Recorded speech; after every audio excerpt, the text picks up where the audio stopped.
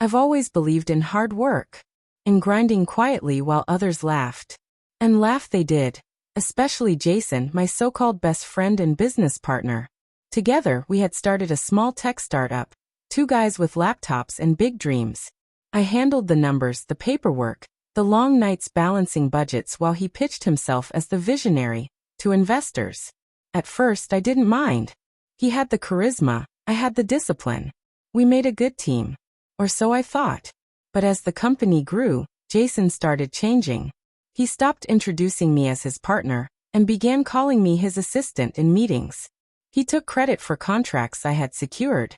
And the final straw, the humiliation, came at a networking gala filled with potential investors. Someone asked about my role in the company, and Jason, with a smirk, said, "Oh, Liam? He tries his best, but he's more of a paper pusher. I'm the brain behind everything." Laughter rippled through the crowd. My face burned.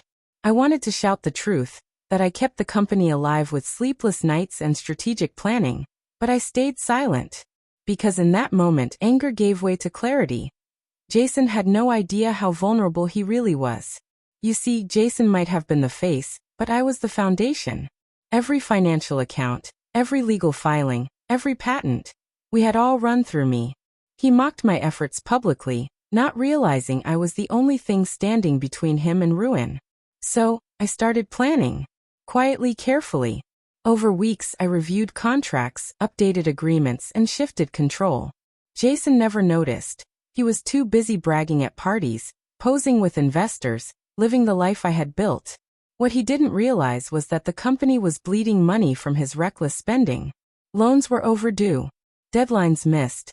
And the one person who could save it, me, was already preparing his downfall. The perfect moment came sooner than expected. Jason had secured a massive meeting with top-tier investors, a chance to scale our company into the big leagues. He strutted into the boardroom that day, grinning like a king about to claim his throne.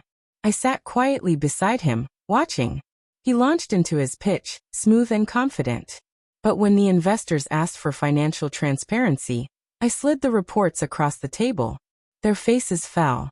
Debt. Mismanagement. Red flags everywhere. Jason stammered, sweating, trying to charm his way out. That's when one investor turned to me and asked, "Mr. Hale, can you explain these discrepancies?" I met Jason's panicked eyes and smiled coldly. Of course. What you see here is the result of poor leadership decisions. I've done everything possible to keep the company afloat, but without accountability, it's impossible. Murmurs spread across the room. Jason turned on me, red-faced. "You traitor. This is your fault." I leaned back, calm. Funny, I thought I was just a paper pusher. The investors ended the meeting abruptly, disgusted. Jason stormed out, but his tantrum didn't matter. The contracts, the patents, the control of the company were already mine. He had mocked me in public, but behind closed doors he'd signed every document I placed in front of him without reading.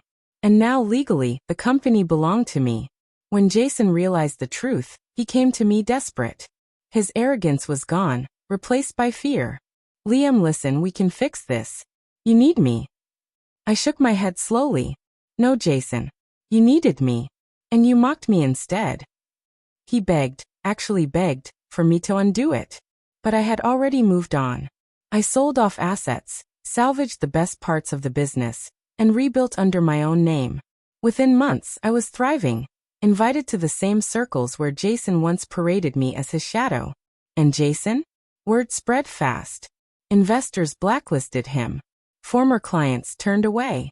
His reputation was ashes. He thought mocking me made him powerful, but he never understood the truth.